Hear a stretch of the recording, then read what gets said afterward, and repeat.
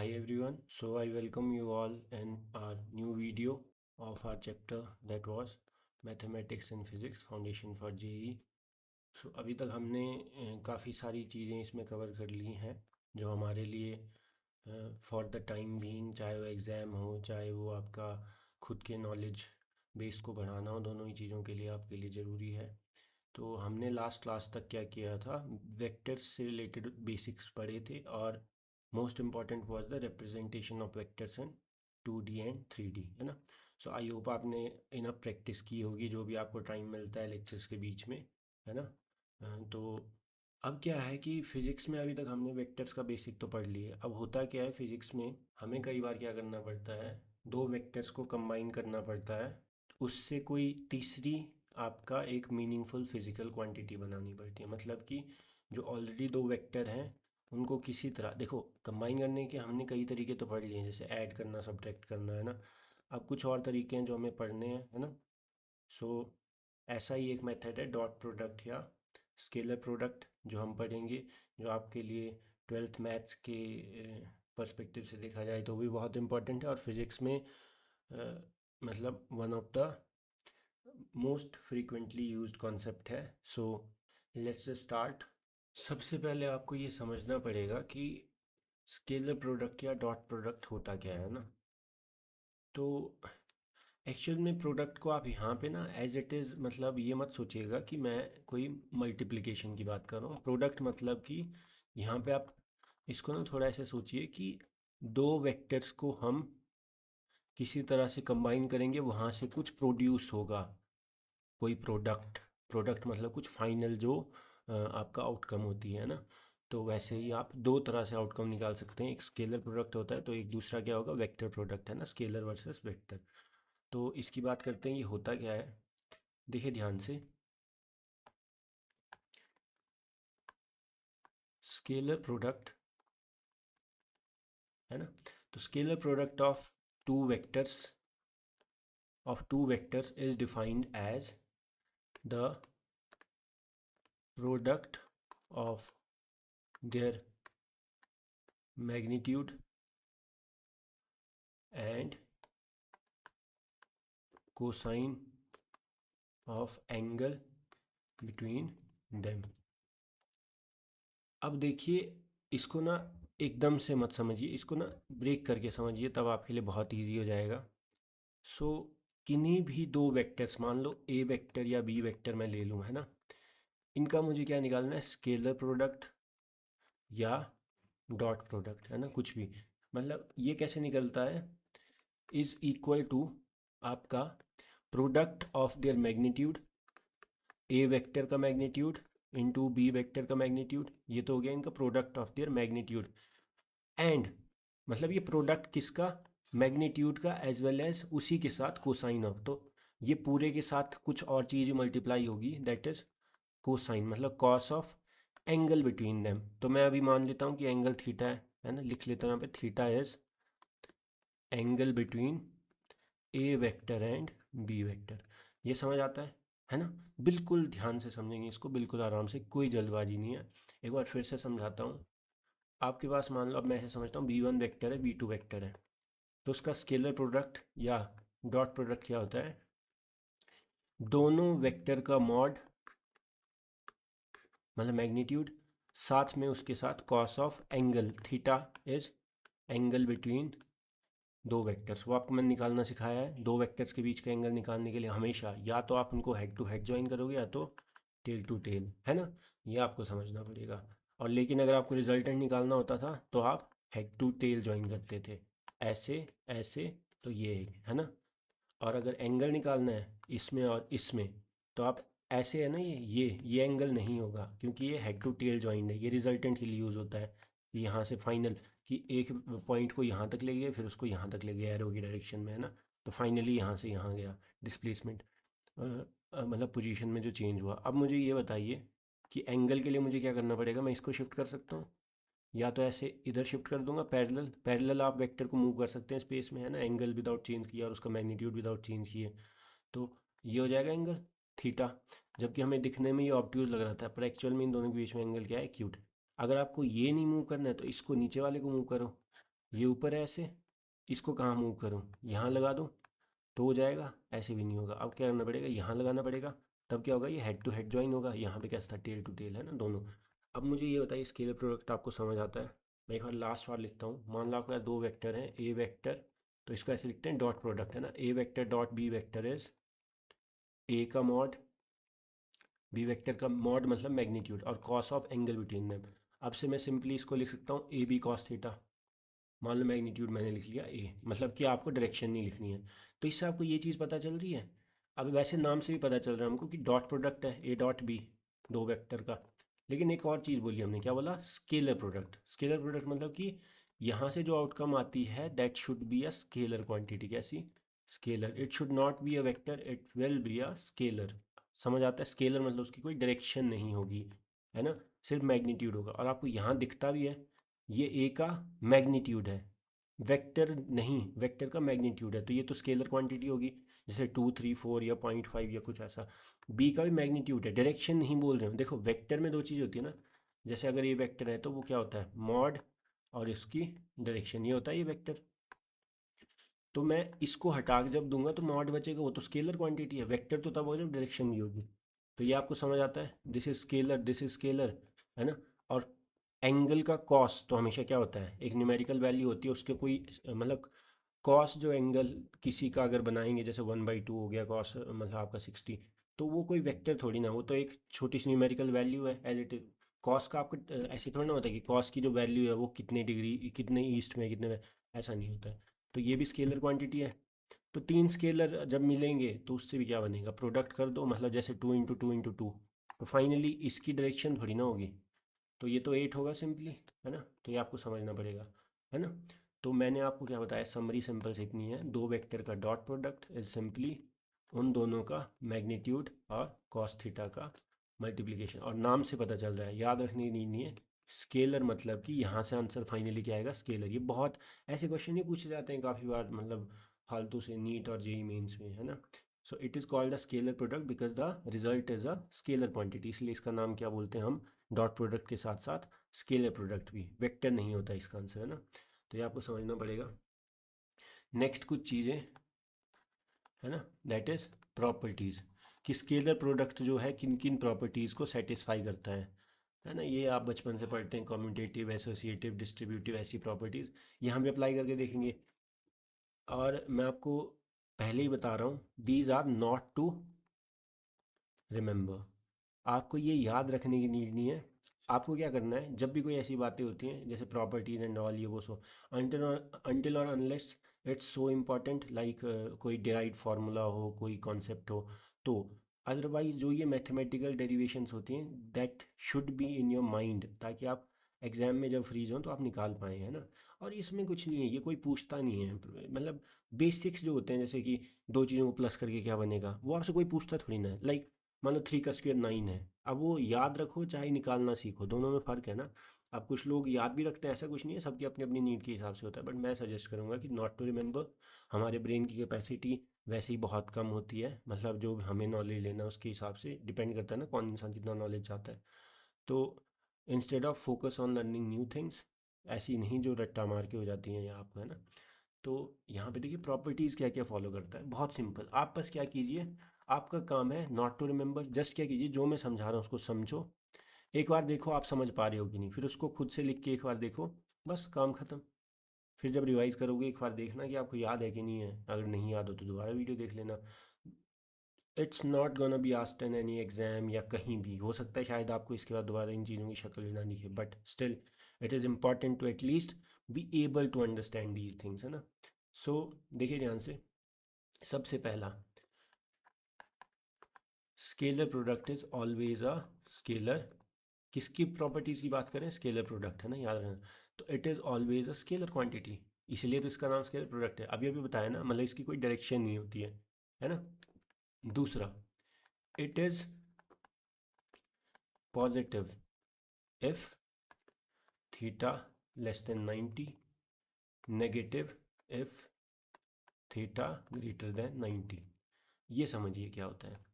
मैंने अभी भी क्या बताया, डॉट प्रोडक्ट क्या होता है, दो वेक्टर का मान लो ए बी हैं, तो ए का मॉड बी का mod cos of angle this theta, है ना, दो वेक्टर जिनका हम डॉट प्रोडक्ट, अब कुछ लोगों ने तीन का डॉट प्रोडक्ट कैसे लेंगे, कोई बात नहीं, वो सारी जो प्रॉपर्टी इसमें आपको दिख जाएगा, कुछ नहीं आप मतलब उनको, क्योंकि ये स्केलर प्रोडक्ट होता है तो इसमें आपको ऑर्डर की दिक्कत नहीं होती है, ऑर्डर मतलब किस ऑर्डर में आप इसको रिजल्ट को निकालने हैं, अभी आपको इसमें कन्फ्यूज नहीं होना है। बट तीन के लिए आप सिंपली क्या कर सकते हो, पहले दो से एक प्रोडक्ट निकालो फिर उसको तीसरे के साथ कर दो, है ना, ऐसा भी कर सकते हैं। अब मुझे ये बताइए कि ए बी कॉस थीटा में क्या होगा, अगर मैं जैसे कॉस थीटा में देखो, ये तो क्या है, ये तो मैग्नीट्यूड है, देखो अगर मेरे पास वेक्टर मान लो ऐसा भी है, तो मैं ये मानता हूँ ना कि मैं इसको माइनस आई में, मतलब इसका जो मॉड होगा वो तो, मॉड मतलब कि सिंपल न्यूमेरिकल वैल्यू टू, क्या मान लेता हूँ टू, है ना, क्योंकि आप क्या कर सकते हो, माइनस आई को आप माइनस एक्स डायरेक्शन मान सकते हो, अगर ये एक्स आपका आई कैप है तो इसको माइनस एक्स, तो इट्स सो सिंपल, है ना। अब मुझे ये बताइए, ये वैल्यू मॉड है, ये वैल्यू मॉड है, दोनों प्लस प्लस का मल्टीपल प्लस, तो ये चीज़ तो हमेशा प्लस ही आएगी। अब साइन नेगेटिव पॉजिटिव कौन हो सकता है, ये हो सकता है, क्यों, क्योंकि कॉस आपको याद होगा फर्स्ट क्वाड्रेंट और सेकंड क्वाड्रेंट, फर्स्ट क्वाड्रेंट में ऑल सारी तरह की ट्रिग्नोमेट्रिक रेशियो पॉजिटिव होती हैं, सेकंड क्वाड्रेंट में सिर्फ साइन पॉजिटिव होता है, तो सेकंड क्वाड्रेंट में कॉस क्या होगा, नेगेटिव, इसका मतलब कॉस थीटा जब 0 से 90 में है फर्स्ट क्वाड्रेंट और 90 से 180 में है सेकेंड क्वाड्रेंट, फर्स्ट क्वाड्रेंट में it will give all positive, तो पॉजिटिव वैल्यू, तो cos of theta will be greater than zero, और यहाँ पे cos of theta will be less than zero in second quadrant. अब मुझे ये बताओ, स्केलर प्रोडक्ट जब मैं लूँगा डॉट प्रोडक्ट, अब ये दोनों ए बी तो क्या है, पॉजिटिव है हमेशा, अब कॉस जब 0 से 90 में होगा, मतलब थीटा लेस देन 90 होगा, तो कॉस पॉजिटिव देगा, तो ये पूरी वैल्यू पॉजिटिव आएगी। यहाँ पे क्या होगा, कॉस नेगेटिव देगा, तो पॉजिटिव ये चीज़ है इनटू नेगेटिव क्या देगा, नेगेटिव देगा, इसलिए स्केलर प्रोडक्ट क्या होगा आपका, सेकंड क्वाड्रेंट में आपका नेगेटिव होगा। नेक्स्ट हम समझते हैं, है ना, बस आपको एक बार देखना समझना, अगर आपको समझ आ रहा है तो it means your concepts are getting stronger, है ना। So next is your third property that is commutative, scalar product is commutative, commutative आपने बचपन में पढ़ा है, आप बस प्रॉपर्टी का नाम वगैरह मत सोचो, कोई नहीं पूछेगा, आप बस ये देखियो क्या ये आपको दिख रहा है कि ऐसा हो रहा है, इट मीन्स कि आप किसी भी ऑर्डर में इसको निकाल सकते हो, A dot B will be exactly equal to B dot A, देख के चेक कर लो ए डॉट बी क्या होगा, ए का मॉड बी का mod cos of theta is angle between them, यहाँ भी क्या होगा, देखो आप चाहे ऑर्डर से बी का मॉड ए का मॉड और फिर से कॉस ऑफ बी और एंगल, अब ए वेक्टर और बी वेक्टर और बी वेक्टर और ए वेक्टर बात तो सेम ही है ना, इनके बीच में जो एंगल है वो इसके बीच में भी एंगल है, तो थीटा तो इक्वल है, तो कॉस थीटा तो इक्वल हो गया, तो ये तो हट गया। अब बी का मॉड की बात कर रहा हूँ, डायरेक्शन की बात नहीं कर रहा हूँ, मॉड मतलब मैग्नीट्यूड, ये प्लस की वैल्यू होगी, ये प्लस की वैल्यू होगी, और ये तो बी ए और ए बी तो सेम ही होगा, चाहे मैं 2 इंटू 3 करूँ चाहे 3 इंटू 2 करूँ, क्या फ़र्क पड़ता है। दिक्कत कब होती है, जब ये आपका वेक्टर होते हैं, है ना, तो आपको ये समझना पड़ेगा, कॉम्यूटेटिव मतलब कि आपका चाहे ए डॉट बी करूँ चाहे ऑर्डर उल्टा कर दूँ, है ना, ये कब काम आएगा, ये आता है आपका काम अभी जो मैंने आपको बताया था कि तीन का अगर डॉट प्रोडक्ट निकालना बारी बारी, तो किसी दो का निकाल दो, अब उसमें कंफ्यूज नहीं होना, आप चाहे पहले तीसरे का निकालो, पहले दूसरे का निकालो, दूसरे तीसरे का निकालो, क्या है कॉम्यूटेटिव है ना, और साथ ही साथ आपका ये डिस्ट्रीब्यूटिव भी होता है एडिशन के ऊपर, ठीक है, तो fourth property is distributive over addition, distributive over addition, है ना। सो ये बहुत सिंपल है, देखिए ध्यान से क्या होता है, ये आपने बचपन से पढ़ा होगा, इसका सिंपल सा मतलब है कि ए वेक्टर का डॉट प्रोडक्ट ले रहा हूँ मैं किसी दो वेक्टर के रिजल्टेंट के साथ, है ना, जैसे ए इंटू बी प्लस सी, है ना, तो अब मुझे ये बताओ मैं क्या कर सकता हूँ, मैं ब्रैकेट को ओपन कर सकता हूँ नॉर्मल केसेस में, यहाँ पे क्या होगा ए बी प्लस ए सी, वैसे ही ये भी होता है, इसी को बोलते हैं डिस्ट्रीब्यूटिव, मतलब कि आप इसको डिस्ट्रीब्यूट कर सकते हो, ये जो इनके साथ मल्टीप्लाई हो रहा है ना इस पूरे के साथ, इसको आप यहाँ भी डिस्ट्रीब्यूट कर सकते हो, यहाँ भी डिस्ट्रीब्यूट कर सकते हो सेपरेटली, फिर ऐड कर सकते हो, मतलब कि आप ए डॉट बी कर दो प्लस ए डॉट सी कर लो, मतलब कि ये पूरा dot product is equal to पहले के साथ ए का प्रोडक्ट प्लस दूसरे के साथ मतलब ए का प्रोडक्ट, है ना, बहुत सिंपल है। Fifth is your by definition A dot B is always equal to A B cos theta, है ना, चाहे इसको मॉड करके लिखो चाहे डायरेक्ट ही लिखो, है ना, ये तो सिंपल डेफिनेशन ही बता दी, इसमें कुछ नहीं था। सिक्स्थ, अब आपको पूछा है कि मैक्सिमम कब होती है डॉट प्रोडक्ट की वैल्यू किसी दो वेक्टर के लिए, तो निकाल लो, कॉस देखो ए बी तो क्या है, अब मतलब वेरी क्या कर सकता है, आपके पास वेक्टर फिक्स है, ए और बी आपको दे दिया, अब बताओ चेंज क्या कर सकते हो आप, एंगल, है ना। अगर आपने वेक्टर ही अलग कर दिया तब तो बात ही अलग है, लेकिन किन्हीं दो फिक्स वेक्टर के लिए आपका मैक्सिमम वैल्यू कब देता है डॉट प्रोडक्ट, तो थीटा चेंज करते जाओ। कॉस मैक्सिमम कब होता है, देखो कॉस का ग्राफ अगर मैं बनाऊँ, ये ज़ीरो, ये π/2, ये -π/2, ये -π, ठीक है। तो ज़ीरो पे कॉस क्या होता है, 1 होता है, π/2 हो चाहे -π/2, ज़ीरो होता है, फिर -1 होता है। तो अब मुझे ये बताओ, वैसे भी आप इतने में ही वैल्यू निकालते हैं, क्योंकि कॉस बाद में आप एडजस्ट करके वहीं पहुंच जाते हैं ना, 0 से 180 में वैल्यू निकालते हैं, कोई दिक्कत नहीं है। अब मुझे ये बताओ, वैसे भी आप माइनस लोगे तो माइनस माइनस प्लस में ही वैल्यू आएगी, पर मैक्सिमम कब आ सकती है, जब यहाँ होगा, है ना। तो कहाँ पे, ज़ीरो पे, क्योंकि तब आपका कॉस ज़ीरो पे, देखो।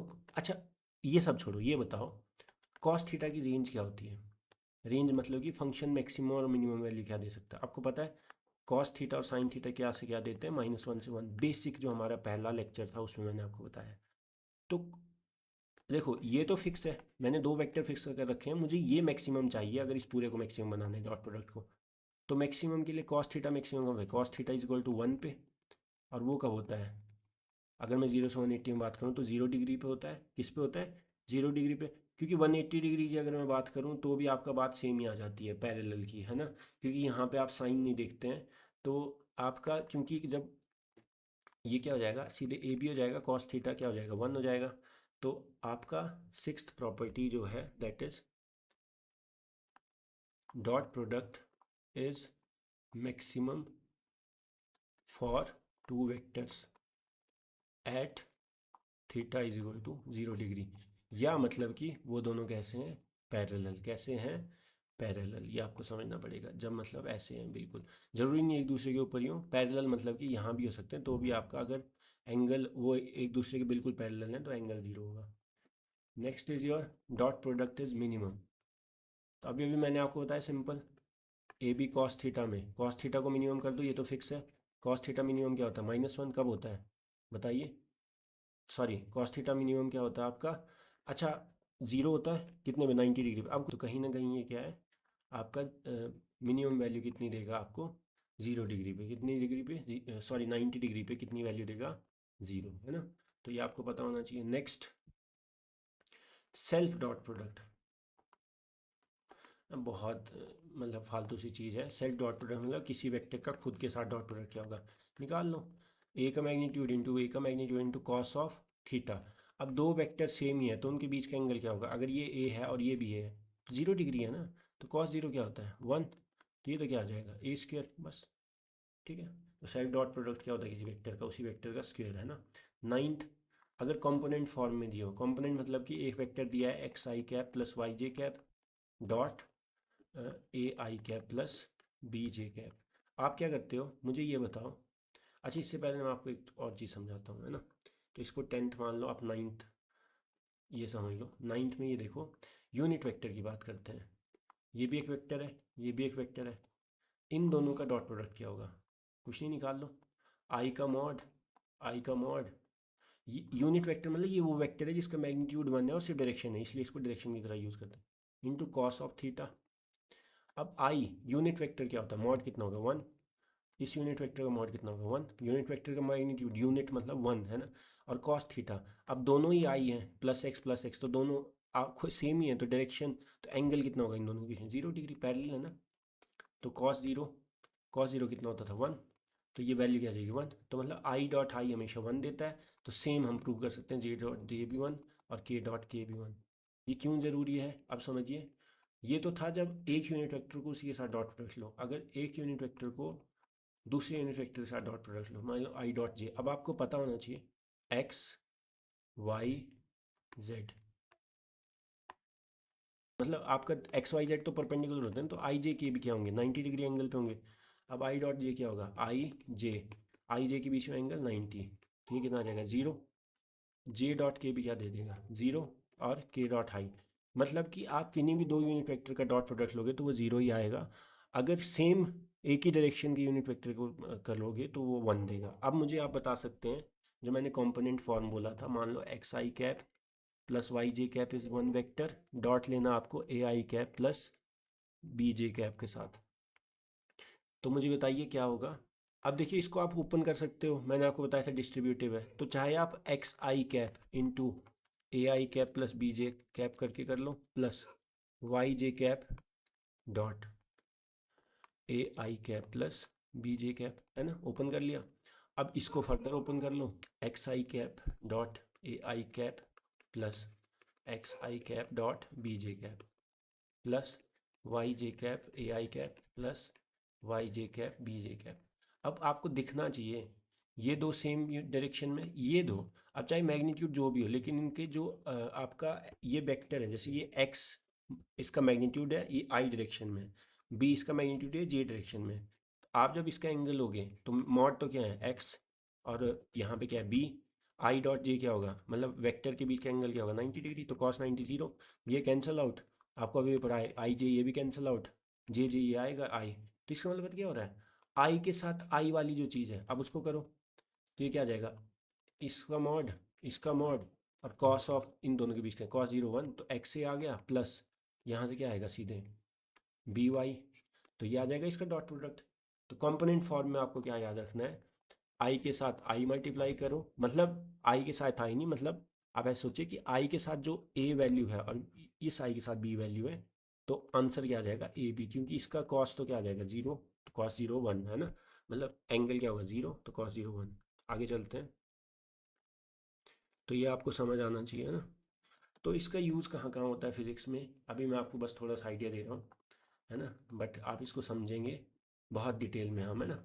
अब देखिए आपको ये समझना पड़ेगा फिज़िक्स में इसका यूज़ आपका बहुत ज़्यादा जगहों पे होता है। हम इवन अगले कुछ ही मतलब चैप्टर्स में इसको देखना शुरू करेंगे। सबसे पहला आपको अगर मैं बात करूँ तो वर्क, है ना, वर्क डन जो आप निकालते हैं। अब आप क्या करते हैं, आप उसी वर्क को काउंट करते हैं जब ऐसी फोर्स लगे जो मतलब डिस्प्लेसमेंट को सपोर्ट करे।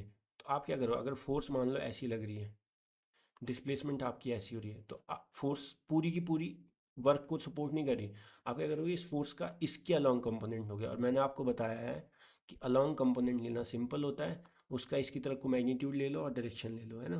तो मैग्नीट्यूड तो क्या होगा, अगर ये एंगल थीटा है तो ये एफ है, तो इसके अलोंग क्या होगा साथ वाली एफ कॉस थीटा। अगर ऐसे बना लोगे ना 90 डिग्री, तो एफ अगर ये वेक्टर है तो एंगल के साथ कंपोनेंट एफ कॉस थीटा, ऊपर क्या हो जाएगा एफ साइन थीटा, और ये एस। तो आप क्या करोगे, अब जो ये फोर्स है इनटू ये डिस्प्लेसमेंट ये ले लोगे, तो ये आ जाएगा एफ एस कॉस थीटा। अब ये तो हमने क्या पढ़ा अभी, दो वेक्टर इनटू उसका एंगल, तो ये तो हमने अभी पढ़ा ना एफ डॉट एस। इसीलिए वर्क क्या होता है आपका, work is a scalar quantity dot product of F dot S, है ना। ये हम पढ़ेंगे क्या होता है, आपको इसकी टेंशन नहीं है अभी।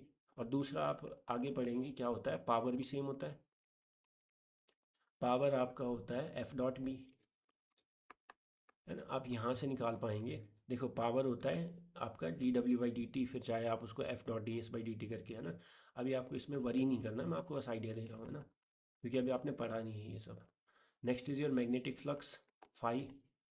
अब आपको ये पता होना चाहिए ये भी आपका कैसे होता है B dot D S. Same electric flux आप निकाल सकते हैं ई डॉट डी एस, है ना, इंटीग्रेट करके ये सब। तो ये जो क्या होता है आपका जो मतलब आपका सरफेस एरिया वेक्टर होता है उसके अलोंग कंपोनेंट लेते हैं मैग्नेटिक फील्ड का, है ना। तो ये सारी चीज़ें हम आगे पढ़ेंगे, कोई दिक्कत नहीं है। पोटेंशियल एनर्जी आपको पता होगा वो भी ऐसे ही निकलती है, मतलब डाईपोल एंड ऑल, है ना। तो यही थे कॉन्सेप्ट, है ना, प्रॉपर्टीज़। आई होप आपको समझ आई होंगी। आगे चलते हैं। तो अब टाइम आ चुका है जो भी हमने पढ़ा उसको अप्लाई करने का, डॉट प्रोडक्ट को सीखने का। कुछ क्वेश्चंस करेंगे जिससे आप इसको कर पाएंगे। I will again request you all to just pause, solve first and then look for the solution, है ना। So first question, A vector is this, B vector is this, दो वेक्टर्स हैं दिख रहा है, द एंगल बिटवीन देम। अब मुझे ये बताइए, ये मैं आपको एज अ प्रॉपर्टी भी करवा सकता था, but I know you all are this much capable, dot product से मैं एंगल निकाल सकता हूँ दो वेक्टर्स के बीच का। ऐसे तो मुझे क्या पता चलेगा, है ना। ऐसा मैंने और कोई तरीका नहीं किया, लेकिन मैं अभी पढ़ाया a mod b mod cos theta. ये थीटा क्या होता है, angle between A vector and B vector, यही तो पूछा है, ठीक है। तो मैं क्या करूँ देखते जाऊँ, ए वेक्टर डॉट बी वेक्टर क्या होगा, अभी अभी बताया, आई के साथ आई का मल्टीप्लाई करो सिंपली, तो ए डॉट बी क्या होगा बताओ। दो जो आई है देखो, ये चार के पहले देखो बारी बारी देखो, चाहे दो आई मल्टीप्लाई होगा चार के साथ, आई है तो कैंसिल आउट नहीं होगा, जीरो नहीं होगा क्योंकि पैरेलल है, पैरेलल में कॉस जीरो होगा, कॉस जीरो वन, तो 2 × 4 सीधे जो भी आपका एक्स कॉम्पोनेंट है उसको मल्टीप्लाई किया। ये आई जे के साथ मल्टीप्लाई नहीं हो सकता क्योंकि 90 cos 90 zero, dot product zero. I के साथ, तो आपको पता होना चाहिए कि आई का आई के साथ, जे का जे के साथ, पर मैग्नीट्यूड विद साइन लेना है क्योंकि के का के साथ करोगे और माइनस के साथ करोगे, दोनों में फ़र्क है ना। 4 × 2 क्या होगा 8 प्लस 4 × -4, ये याद रखना है ना। तो ये क्या आ जाएगा -16। तो ये कितना आ गया आपका ज़ीरो, कितना आया ज़ीरो। ये तो आया आपका डॉट प्रोडक्ट, हमने वेक्टर से निकाल लिया और हमें ये भी पता है ये ऐसे भी आता है, ठीक है। अब देखिए निकालने की नीड नहीं है, अब मॉड निकाल सकते हैं इसको √(a² + b² + c² करके, है ना। बट मुझे पता है ये आपको पता होगा कि इसको निकालने की नीड नहीं है। क्यों? बहुत सिंपल, ये जो भी आए कॉस थीटा तो क्या आएगा, कॉस थीटा आपका आएगा 0/this, मान ली प्रोडक्ट है ना, जो भी आएगा तो 0/समथिंग, चाहे जो भी हो जीरो ही होगा। तो cos theta should be equal to zero. तो थीटा वो एंगल जिसपे कॉस जीरो आता है, 0 से 180 के बीच में, क्या आता है 90 डिग्री पे। अब ये भी पढ़ा था, दो परपेंडिकुलर हो तो कॉस क्या होता है, कॉस थीटा इज जीरो, और डॉट प्रोडक्ट क्या होता है, मतलब आपका जीरो, है ना। और डॉट प्रोडक्ट वैसे भी आपको यहाँ पे डायरेक्ट दिख रहा था, ए डॉट भी आपका जीरो आ गया अगर, तो ये लिखने की नीड नहीं थी, आप डायरेक्ट, मैं आपको बस शुरू शुरू में ना फास्ट नहीं करवा रहा हूँ ताकि आप कंफ्यूज ना हो, अदरवाइज आपका यहीं पे आंसर निकल गया था, इतना सारा करने की नीड ही, क्योंकि the moment you got by the component multiplication at A dot D is zero, you should know that ऐसा 90 डिग्री के केस में होता है, डॉट प्रोडक्ट में भी पढ़ाया था। तो angle between them will be 90 degree. तो थीटा क्या होगा, cos inverse zero, that is 90 degree, है ना। नेक्स्ट, इफ टू वेक्टर्स, ठीक है, फिर से एक वेक्टर ये एक वेक्टर ये are parallel to each other, ठीक है, तो then the value of lambda. अब देखो इसमें कुछ भी कर सकते हैं आप चाहे तो ए डॉट बी करके कर लो और कॉस जीरो आप क्या लेंगे 1, लेकिन उसमें क्या हो जाएगा आपका ना, थोड़ा ये कॉम्प्लिकेट हो जाएगा। कॉम्प्लिकेट क्यों हो जाएगा, बिकॉज आपको ए का मॉड लिखना पड़ता है, बी का मॉड लिखना, तो ये √ऑफ² करके लैम्बडा स्क्वेयर तो क्वाड्रेटिक जैसी बन जाएगी। एक सिंपल तरीका क्या होता है, देखो ध्यान से समझो इस बात को, दो लाइंस जब पैरेलल होती हैं, दो लाइन जब पैरेलल होती है तो होता क्या है, उनकी क्या होती है, स्लोप इक्वल होती है, स्लोप क्या होती है, इक्वल। और एक और चीज़ इक्वल होती है, मतलब जिस रेट से इसका एक्सचेंज हो रहा होगा उसी रेट से इसका एक्सचेंज हो रहा होगा। मतलब कि अगर यहाँ पे ये 2 है, यहाँ पे ये 4 है, यहाँ पे अगर x 6 है तो यहाँ पे नेसेसरी है, अगर ये 3 गुना हुआ है तो यहाँ पे भी स्लोप, क्योंकि रेट ऑफ चेंज सेम है तो यहाँ पे क्या होना चाहिए 12 होना चाहिए। तो मतलब कि ये जो रेशो है x और y और z, ये क्या होनी चाहिए आपकी सेम आनी चाहिए। मतलब कि अगर दो वेक्टर्स पैरेलल हैं तो उनके x component should be equal to Y component should be equal to Z component, ये आपको समझ आना चाहिए, है ना। मतलब रेशो तभी पैरेलल होते हैं जिस रेट से आपका एक्सचेंज हो रहा है उसी रेट से वाई चेंज हो, है ना। अदरवाइज क्या होता है, देखो मतलब इन दोनों की रेशो की बात कर रहा हूँ मैं, है ना। तो अब देखिए ध्यान से क्या होगा, इसका x2 अपॉन इसका -4 should be equal to 3/-6, sine के साथ लेना है ना, यहाँ पे -k/-लैम्डा निकाल सकते हैं आप, है ना। -2 -2, तो दोनों ही जगह 1/-2 शुड बी इक्वल टू -k/-लैम्डा। माइनस से माइनस किया, आपको निकालना क्या है, अच्छा सॉरी के क्या लिख रहा हूँ मैं, ये -1 होगा ना, के तो आपका वो है, सॉरी।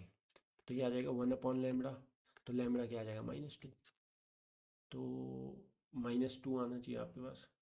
सो सॉरी, यहाँ पे ना ये ऑप्शन में ये होगा, इसका आंसर क्या आ रहा है -2, है ना। तो यहाँ पे आपका आंसर होना चाहिए -2, तो लैम्डा की वैल्यू -2 होगी, ये गलत है, -2 होगी, है ना। तो ये ऑप्शन गलत है इसमें, है ना, गलती से मिस प्रिंट हो गया होगा। आगे चलते हैं। In the above example A vectors are perpendicular, तो पिछले ही क्वेश्चन की बात कर रहे हैं, तो पिछले क्वेश्चन में आपका क्या था, देखो ध्यान से, 2i + 3j - k -4i - 6j - lambda k, है ना। तो क्या था, 2i + 3j - k -4i - 6j - lambda k। तो इन्हें क्या बोला, अगर ऊपर के एग्जाम्पल के जो दो वेक्टर्स हैं are perpendicular to each other, है ना, तो देन द वैल्यू ऑफ, अब ये तो सिंपल है, आपको अभी बताया परपेंडिकुलर है तो डॉट प्रोडक्ट क्या आना चाहिए, जीरो। तो डॉट प्रोडक्ट निकालो, डॉट प्रोडक्ट वेक्टर, जब देखो अब कुछ लोग बोलेंगे सर ऐसे निकालें, ए बी कॉस थीटा करके, या जो आपने कंपोनेंट मल्टीप्लाई। भाई कॉमन सेंस, जब आपको वेक्टर ना पता हो तो आपको यही यूज़ करना पड़ेगा, और कोई ऑप्शन नहीं है, मैग्नीट्यूड पता हो, है ना। और जब आपको वेक्टर दिए हैं तो कंपोनेंट मल्टीप्लाई कर दो। और कई बार क्या होता है, आपको अगर एंगल निकालना है और क्वाड्रेटिक बन रही है, दिक्कत हो रही है, तो फिर कंपोनेंट से कर लो या कॉस थीटा से कर लो, जैसा आपको ठीक लगे, या आप धीरे धीरे सीखोगे। अब मुझे ये बताओ, डॉट प्रोडक्ट जीरो आना चाहिए, निकालो डॉट प्रोडक्ट। टू के साथ आई के साथ आई, टू इंटू -4 -8 प्लस, साइन की दिक्कत ना हो इसलिए मैं ब्रैकेट में लिख रहा हूँ, 3 इंटू -6 -18 प्लस, है ना, -1 into minus lambda is lambda, है ना, शुड बी इक्वल टू 0। ये आपको समझ आता है। अब मुझे बताइए क्या होगा यहाँ पे। हाँ माइनस लैम्बडा ही है, यहाँ पे फिर से ऑप्शन की दिक्कत होगी शायद, है ना। अब ये क्या होगा, -26 plus lambda is equal to 0, तो lambda should be equal to +26, है ना। तो lambda should be equal to +26। अच्छा ठीक है, ऑप्शन दोनों ही दिए थे प्लस माइनस, तो हो गया, गलत भी हो जाता तो भी आपका एक ना एक ऑप्शन तो आ ही जाता। इजी था। आगे चलते हैं। If a and this then the projection of, अब projection of a on b आपको समझना पड़ेगा। अभी अभी मैंने आपको बताया, मान लो ये दो वेक्टर मैं अज्यूम करता हूँ ऐसे हैं, मान लो अगर मैं इनको टेल टू टेल ज्वाइन करूँगा ना, ताकि एंगल निकाल पाऊँ, मान लो हाइपोथेटिकल, तो ये थीटा होगा। ए का प्रोजेक्शन अलॉन्ग बी क्या होगा, सिंपली ए कॉस थीटा। क्या होगा, अगर एंगल थीटा इन दोनों के बीच में, तो ए का कौन सा कंपोनेंट है जो बी पे प्रोजेक्ट करेगा, ए कॉस थीटा। तो ए कॉस थीटा निकाल लो, वही पूछ रहा है। तो ए कॉस थीटा कहाँ से निकलेगा, अभी जो पढ़ा था,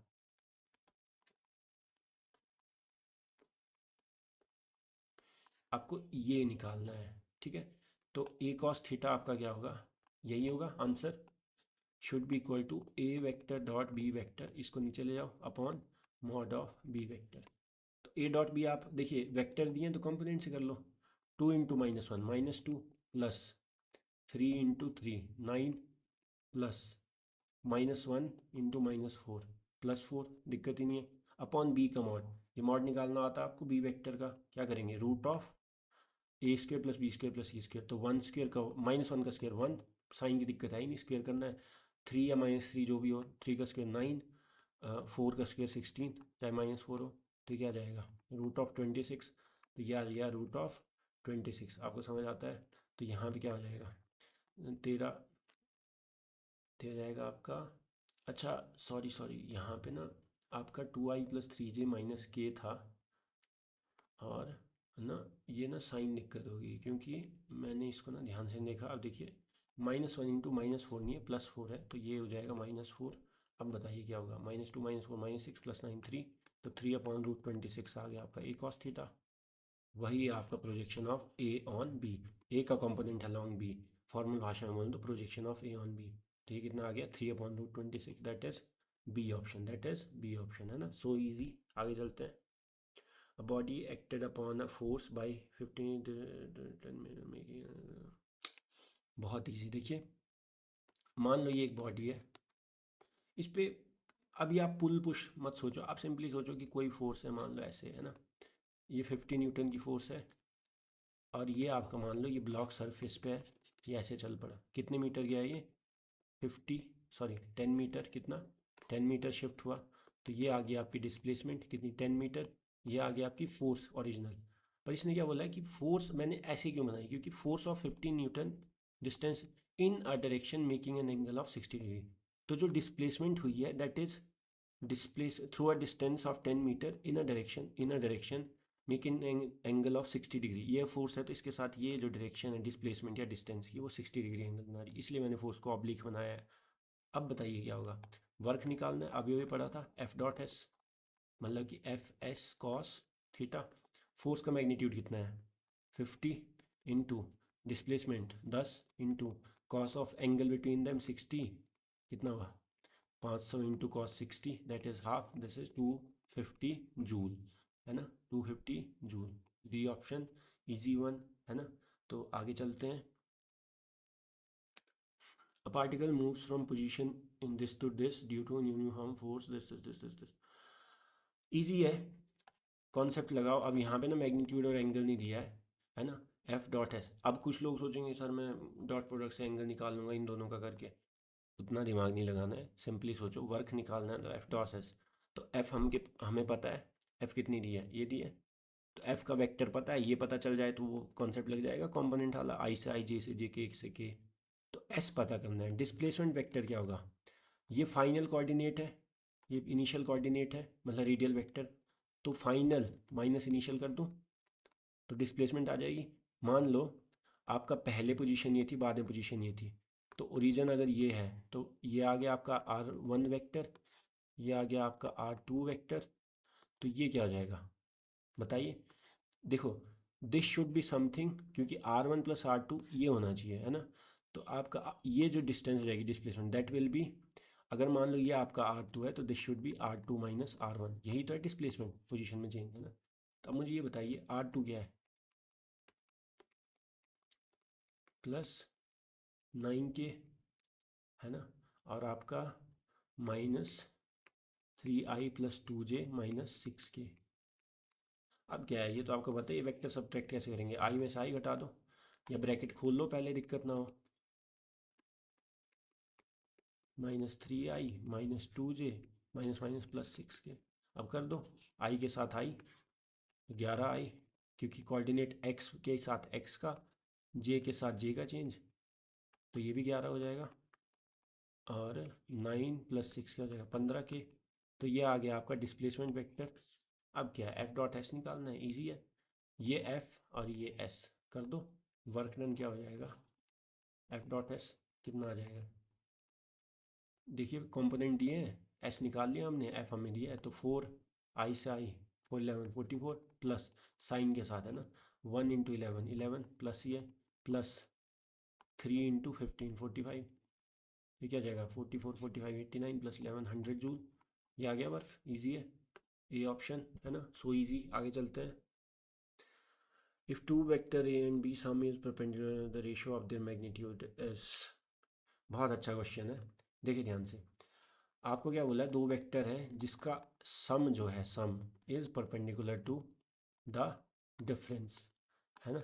तो अभी अभी मैंने आपको बताया, अगर सम और डिफरेंस का लॉजिक देखें तो मैं डॉट प्रोडक्ट लगा सकता हूँ परपेंडिकुलर के केस में, क्योंकि ज़ीरो होगा। तो ए प्लस बी वेक्टर जो सम है dot of A minus B vector, क्योंकि परपेंडिकुलर हैं तो इन दोनों का मैग्नीट्यूड इंटू कॉस 90 जीरो ही होगा, तो परपेंडिकुलर केस में डॉट प्रोडक्ट जीरो ही आना चाहिए। नो नीड टू कैलकुलेट कि ए प्लस बी कितना है ना, वो निकलेगा भी नहीं, क्योंकि आपको वैल्यू थोड़ी ना दी है मैग्नीट्यूड की। अब मुझे ये बताओ, यहाँ पे सिंपल प्रॉपर्टी लग जाएगी, क्योंकि इसमें मैंने आपको क्या बताया, खुल जाते हैं। तो पहले ए के एक बार क्या लिख लूँ मैं, a vector dot A minus b plus distributive property लग जाएगी ना, मतलब आप मल्टीप्लाई कर सकते हो सिंपली, जैसे आप करते हैं ना ब्रैकेट खोलना, वो सब सारे रूल यहाँ पे लग जाएंगे, है ना। तो should be equal to zero. तो ए डॉट ए कर सकते हो माइनस ए dot B plus B dot ए माइनस बी डॉट बी, पूरा खोल लिया इसको, है ना। अब ए डॉट ये मैंने आपको बताया सेल्फ प्रोडक्ट क्या आ जाएगा, ए स्क्र, क्योंकि ए का मॉड बी, ए का मॉड ए मान लूँ मैं, तो a into a square into cos of, एक ही वेक्टर है तो एक ही डायरेक्शन में होगा, तो पैरेलल होंगे, तो कॉस एंगल बिटवीन दो वेक्टर ए और ए खुद में क्या होगा 0 डिग्री एंगल होगा, सेम हो गया ना पैरेलल। तो ए स्क्र फिर माइनस ये हो जाएगा ए बी, कितना हो जाएगा। अच्छा इसको मैं कैलकुलेट नहीं करता हूँ, इसको ऐसे लिख देता हूँ, प्लस बी ए को मैं कम्यूटेटिव है तो ए बी लिख सकता हूँ, चाहे आप पहला दूसरा करें चाहे दूसरा पहला, क्योंकि स्केलर ही आता है, टू 2 इंटू 3 3 इंटू 2 कोई फर्क नहीं पड़ता। Minus self product b into b क्या आ जाएगा, b square should be equal to 0। यहाँ से यहाँ गया ए डॉट बी वैक्टर और माइनस ए डॉट बी वैक्टर गए, तो ये क्या आ जाएगा, a square minus b square is equal to 0। कुछ मिली हमें इक्वेशन, क्या ये यूज़फुल है। तो अब मुझे ये बताइए, तो a square minus b square is equal to 0 में क्या लगा सकता हूँ मैं, a plus b into a minus b की आइडेंटिटी लगा सकता हूँ, तभी होता है a square minus b square is equal to 0, factor बना सकता हूँ ना। तो एक बार या तो ये 0 हो, तो a plus b is equal to 0 हो, या तो a minus b is equal to 0 हो। तो अब बताइए दोनों ही केसेस में चाहे कुछ भी करो, तो ए इज इक्वल टू कुछ माइनस बी या a is equal to plus b आ रहा है। तो हमें तो सिर्फ मॉड की बात करनी है ना, साइन से हमें फ़र्क नहीं पड़ता, क्योंकि हमें क्या बोला मैग्नीट्यूड। तो आपको क्या करना है, ए अपॉन बी क्या आ जाएगा, ए अपॉन बी कर दूँ, तो चाहे -1 आए चाहे 1 आए, आपको तो मैग्नीट्यूड में डील करना है, तो ये वैसे भी आपको क्या आ जाएगा 1 आ जाएगा, क्या आ जाएगा 1 आ जाएगा, ईजी था। आगे चलते हैं। मैंने ये क्वेश्चन ऐड किया है जो आपका PYQ की तरह ले सकते हैं आप, इसका अच्छा क्वेश्चन है, समझेंगे। काफ़ी लोग इसमें कंफ्यूज होते हैं, हालांकि इसमें वर्क का कॉन्सेप्ट लगता है, बट जो हमने अभी पढ़ा है उससे ये सॉल्व हो जाएगा। अभी देखिए ध्यान से, अब फोर्स F, आपको फोर्स दिए एक, पहले क्वेश्चन को लिखना सीखो। देखो टाइम जल्दबाजी करके कोई फ़ायदा नहीं, अगर आप उसको 10 बार गलत करोगे ना टाइम वेस्ट वैसे ही हो जाएगा। के आपका पॉजिटिव वैल्यू दी है ना, देखेंगे इसका अगर कहीं यूज़ होता है तो। ऐसी एक फोर्स है इस नेचर की, है ना, दिस कांस्टेंट फोर्स नहीं है क्योंकि ये वाई और एक्स के साथ वेरी करिए, तो मतलब आपको पोजीशन के साथ ये फोर्स वेरी करती है ना। एक्स ऑन अ पार्टिकल, तो पोजीशन के साथ फोर्स वेरी करिए तो इट कैन बी, बट ज़रूरी नहीं है, it can also be conservative force still, है ना। वो सारी चीज़ें बात की बात है। एक्स ऑन अ पार्टिकल, तो एक पार्टिकल है पी, उस पर ये टाइप की फोर्स एक्ट कर रही है जिसका वेक्टर क्या है ये, और वो एक्स और वाई की वैल्यू जैसे जैसे चेंज होगी, पार्टिकल की पोजीशन चेंज होगी, तो उस हिसाब से फोर्स भी चेंज होगी। मतलब पता क्या है, अगर मैं फोर्स को बोल दूँ एक्स स्क्र, पार्टिकल की पोजीशन 0 है तो फोर्स 0 होगी, 1 है तो फोर्स 1 होगी, 2, तो मतलब फोर्स ऐसे बढ़ रही है जैसे जैसे पार्टिकल आगे जा रहा है ना, पैराबोलिक। तो ये सब समझना आपको पड़ेगा, थोड़ा थोड़ा ग्राफ जो हमने पढ़े थे, एक्स वाई प्लेन में मूव कर रहा है पार्टिकल, ठीक है। ऑब्वियस सी बात है, तभी फोर्स भी किस में, एक्स और वाई कोऑर्डिनेट में चेंज हो रही है ना, वेरी कर रही है। The particle is taken along, देखो the particle is taken along the positive x axis to the point a comma 0, है ना। स्टार्टिंग फ्रॉम द ओरिजिन, पहले हमने क्या किया, फर्स्ट डिस्टेंस में यहाँ से ले गए इसको आपका एक्स एक्सिस के ऊपर से ही, जहाँ पे आपका एक्स कोऑर्डिनेट है, वाई कोऑर्डिनेट 0 है ना। Then parallel to the y axis, ये वाई एक्सिस है, ये एक्स एक्सिस है, तो एक्स वाई एक्सिस के पैरेलल ले गए और पॉजिटिव, तो ए एक्स कोऑर्डिनेट फिक्स रखा है मतलब सीधे ऊपर गए, और कोई मतलब वाई भी ए हो गया जहाँ पे मान लो यहाँ तक ले गए, है ना। तो आपने पहले यहाँ लाए D1, फिर यहाँ गए D2, अब क्या बोला टोटल वर्क डन। तो इस जो फोर्स एक्ट करी इस पे एक्स वाई, उसने यहाँ से यहाँ कितना वर्क, अब देखो ये ना, जब हम वर्क पावर एनर्जी पढ़ेंगे तो ये बहुत ईजी क्वेश्चन है, बहुत फालतू सा क्वेश्चन है, बिकॉज यहाँ पे मुझे प्रोडक्ट रूल लगता दिख रहा है, तो ये एक्स वाई टाइप की मतलब जो वर्क होगा उसका एक एक्सप्रेशन आएगा, उसको इंटीग्रेट करके कर सकते हैं आप, है ना। बट मुझे ये बताइए यहाँ पे आपको क्या करना पड़ेगा। अब फोर्स क्योंकि आपका इस तरह की है, तो आप डायरेक्ट ऐसे नहीं कर सकते कि एफ डॉट एस तो 2 मल्टीप्लाई कर दिए इंटू एस, नहीं, फोर्स कांस्टेंट होगी तब आप डायरेक्ट मल्टीप्लाई करोगे ना। यहाँ पे आपका फोर्स इस पोर्शन में कुछ अलग है, इस पोर्शन में कुछ अलग है, तो आपको दोनों पोर्शन में अलग से निकालना पड़ेगा। तो आप क्या करोगे, वर्क को कैसे लोगे, दो हिस्सों में बांट लो क्योंकि फोर्स वैरी कर रहा है और आपको पता है दिक्कत हो सकती है। तो W1 क्या होगा, फोर्स तो आपका क्या है जो मतलब वहाँ पे होगी एफ डॉट, मान लो आपका वो हम निकाल लेंगे क्या होगा, है ना। तो या तो निकाल ही लेते हैं, ठीक है। तो सबसे पहले कुछ चीज़ें निकाल लेते हैं। सबसे पहले मैं निकालता हूँ आपका F1, मतलब कि फर्स्ट पाथ में फोर्स क्या होगी। तो आपका देखिए ध्यान से, तो आपको क्या करना है, -k y i + xj, है ना। आपको अभी ना ये थोड़ा कंफ्यूजिंग लगे तो कोई दिक्कत नहीं है, आप वर्क पावर एनर्जी के टाइम पे ये सब चीज़ें वैसे भी आसानी से, अभी मैं ना वो डायरेक्ट मेथड नहीं अप्लाई कर सकता बिकॉज आपको पता ही नहीं है सारी चीज़ें, तो just bear this for now, है ना। अब देखिए ध्यान से, y की वैल्यू पुट कीजिए। अब मुझे ये बताइए यहाँ से यहाँ जब गया, ठीक है, तो x तो फिक्स रहा, x zero zero sorry x zero से a हुआ, y जीरो है, तो आपका जो यहाँ पे क्या है आपका, जब आपका पार्टिकल ये है 0,0 से a,0, ठीक है, तो आपने क्या फिक्स रखा है, आपने अपना y कोऑर्डिनेट 0 रखा है, x आपका 0 से a हो गया, है ना। तो यहाँ पे क्या होगा, वैल्यू पुट करो, -k y कितना है 0 है, और x कोऑर्डिनेट कितना है a हो चुका है, क्योंकि फोर्स तो यहाँ एक्ट करेगी ना। अब देखिए ध्यान से, तो क्या हो गया, यहाँ से आ गया -k a j cap, this is your F1 vector, मतलब फर्स्ट इस पार्ट के अलॉन्ग, है ना, ये आपको समझ आता है। Next is your F2 vector, तो फिर से वैल्यू पुट करो, सेकंड जर्नी कहाँ से कहाँ है, a,0 से a,a, है ना। तो आपका -k इंटू, अब बताइए आपका y की वैल्यू a है, a i cap plus x की वैल्यू भी a है, a j कैप, तो ये क्या आ जाएगा -ki, है ना। तो -ki plus a j cap, है ना, ये आपको समझ आना चाहिए। अब मुझे ये बताओ डिस्प्लेसमेंट, तो R1 वेक्टर क्या होगा, निकाल लो, x में कितना चेंज हुआ a का, a i प्लस y में हुआ ही नहीं, तो R1 वेक्टर i में ही आया, मतलब चेंज कितना हुआ, तो मतलब ये है ना, final position minus initial position i cap j cap करके। अब दूसरे केस में क्या है आपका a,0 से a,a, तो x में कितना चेंज आया, a - a 0, 0 i cap plus a minus 0 y में ए जे कैप, तो R2 कितना आ गया ये। अब मैं निकाल सकता हूँ W1 क्या होगा, F1 dot R1 plus W2 क्या होगा, F2 डॉट R2। निकाल लो।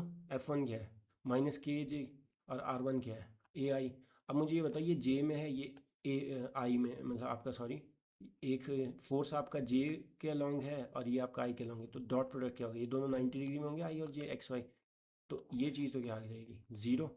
तो फर्स्ट पार्ट में तो आपका फोर्स ने क्या किया, कोई काम नहीं किया। सेकंड केस में क्या करेंगे, सेकंड केस में F2 कितना है, F2 इज माइनस के ए आई plus A J dot A. अब क्या होगा, खोल लो मैं इसको, ए आई डॉट ए जे लिख लूँ, मतलब इसको आप बाहर रखो अभी भी, plus A J dot A जे रखूँ। अब ए आई ए जे तो क्या आ जाएगा ज़ीरो, ए जे इंटू ए जे देखो, जे तो कुछ नहीं करता, अगर सेम है तो सेम मल्टीप्लाई हो जाएंगे, ए स्क्र हो जाएगा, तो माइनस के अंदर का डॉट क्या आ जाएगा ए स्क्र, तो यहाँ पे वर्क क्या आ जाएगा माइनस के स्क्र। तो अब बताइए मुझे यहाँ पे टोटल वर्क डन क्या हो गया, डब्ल्यू विल बी, पहले पार्ट में जीरो था, दूसरे में माइनस के स्क्र, तो total work done is minus के स्क्र। देखते हैं ऑप्शन में ये है कि नहीं। हाँ, तो सी ऑप्शन में दिख रहा है आपको माइनस के स्क्र, है ना। इजी क्वेश्चन तो नहीं था, इजी नहीं बोलूँगा, बट हाँ, जब आप एक बार वर्क पावर एनर्जी कर लेंगे चैप्टर, तो this is gonna be one of the simplest questions. अभी इसलिए दिक्कत है क्योंकि आपको ये में थोड़ी दिक्कत होगी कि, और मतलब आपने फोर्स कैसे वेरी करी, ये क्या करा है ना, क्योंकि आपको अभी तक आदत होती सीधे मल्टीप्लाई करने की, पर वो तभी होता है जब कॉन्स्टेंट हो फोर्स, है ना। तो so that's all for the day, है ना। Let's just see you in the next lecture, है ना। तब तक अपना जो भी आज तक पढ़ा उसको रिवाइज कीजिए, है ना। कोई भी डाउट होता है आप कमेंट सेक्शन में लिखिए, है ना।